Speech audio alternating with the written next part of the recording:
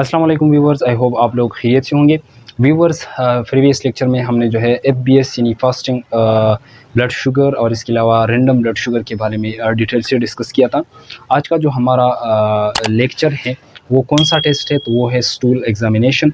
तो stool examination के बारे में आज हम डिटेल से डिस्कस करेंगे।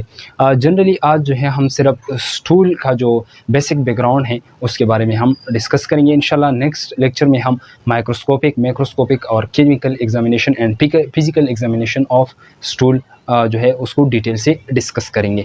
तो आते हैं स्टूल की तरफ कि स्टूल बेसिकली है क्या चीज़ और इसकी कंपोजिशन क्या है, और स्पेसिमेन जब हम स्टूल की कलेक्ट करते हैं तो कौन सी कंटेनर्स में कलेक्ट करते हैं और इसके प्रोसीजर्स क्या है, यानी इसके प्रिकॉशंस क्या है। तो आते हैं स्टूल की तरफ। तो स्टूल एग्जामिनेशन, असल में स्टूल क्या है, तो याद रखिए कि ह्यूमन के जो स्टूल्स होते हैं उसको हम क्या कहते हैं, पीसीज भी इसको कह सकते हैं। ठीक है, पीसीज बेसिकली क्या है, ये एक लैटिन वर्ड से निकला है जिसको हम जिसका मतलब है रेजिड्यू। ठीक है, यानी ये वेस्ट प्रोडक्ट हैं जो बॉडी को जो है इसकी ज़रूरत नहीं होती, वेस्ट मटेरियल है। तो ये बेसिकली हम जो है बॉडी से डिफिकेशन यानी एनएस के ज़रिए इसको बाहर करते हैं। तो एक्सपेल्ड थ्रू एनस, ये एनएस के ज़रिए जो है बॉडी से एक्सपेल्ड होते हैं। और जब भी स्टूल जो है एनएस के ज़रिए बॉडी से हम एक्सपेल करते हैं तो उसको क्या नेम लेते हैं, defecation. Expelling of stool by the help of anus is known as defecation. अब न्यू बर्न्स के जो पीसेस होते हैं, जब न्यू बर्न यानी बच्चा जब पैदा हो जाता है तो वो जब पहले फर्स्ट स्टूल्स जब वो करते हैं तो उसको हम एक नाम लेते हैं जिसको मेकोनियम कहते हैं। ये एमसीक्यूज़ के लिए बहुत अहम पॉइंट है।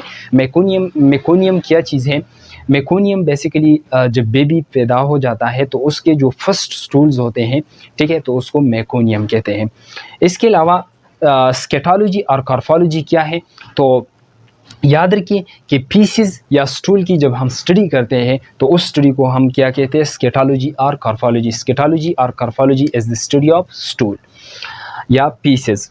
अब कंपोजिशन ऑफ स्टूल्स की तरफ आते हैं, या कंपोजिशन ऑफ पीसेस के पीसेस या स्टूल की कंपोजिशन क्या है, ये कौन सी चीज़ों से मिलकर बना है।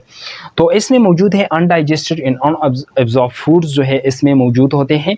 इसके अलावा इसमें इंटेस्टिनल सिक्रीशंस होते हैं, ठीक है, और इसके अलावा म्यूकस वगैरह जो है इसमें शामिल होते हैं, यानी ये इसका क्या है, कंपोजिशन है। इसके अलावा बाइल पिगमेंट्स एंड साल्ट्स भी इसमें मौजूद होते हैं। बाइल पिगमेंट्स जिस तरह स्टर्कोबिलिनोजेन है, ये स्टूल में जो है मौजूद होता है। बेसिकली बिलिरुबिन्स जो है वो नॉर्मल फ्लोरा यानी बैक्टीरिया के ज़रिए ये वहाँ पर एक रिएक्शन होता है और ये ब्रेक हो जाता है स्टर्कोबिलिनोजेन में, तो स्टूल में जो है स्टर्कोबिलिनोजेन मौजूद होते हैं।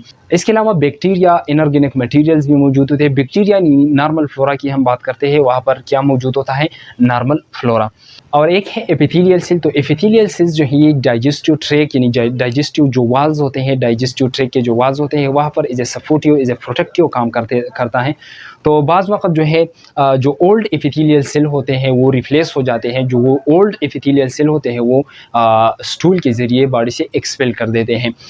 कलेक्शन की बात करते हैं कि कलेक्शन जब हम लैब में स्टूल एग्जामिनेशन करते हैं तो पेशेंट को हम एक बॉटल या एक कंटेनर देते हैं, ठीक है, तो उसमें वो जो स्पेसिमेन है वो इसके ज़रिए कलेक्ट कर देते हैं। तो कलेक्शन ऑफ स्टूल क्या है कि इसके लिए प्रिकॉशंस है उसको फॉलो करना चाहिए। इसके अलावा should be collected in sterilise dry wide mouth container और बॉटल। इसके लिए लैब में हम एक बॉटल देते हैं जो वो स्टरलाइज होता है, वाइड होता है, माउथ जो है उसका क्या होता है, वाइड माउथ होता है, और ये कंटेनर होता है या बॉटल होता है तो ये स्टरलाइज होगा, इसके अलावा ड्राई होगा, ठीक है, और वाइड माउथ कंटेनर होगा, ठीक है।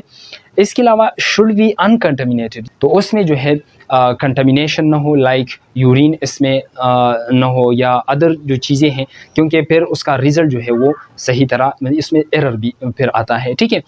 इसके अलावा फ्रॉम यूरिन और any other secretions properly labelled and always fresh sample should be tested. इसके अलावा जब स्टूल का जो बॉटल होता है, जो स्टरलाइज बॉटल होता है, तो इसके लिए हर लैब का एक अपना आईडी एमआर नंबर होता है।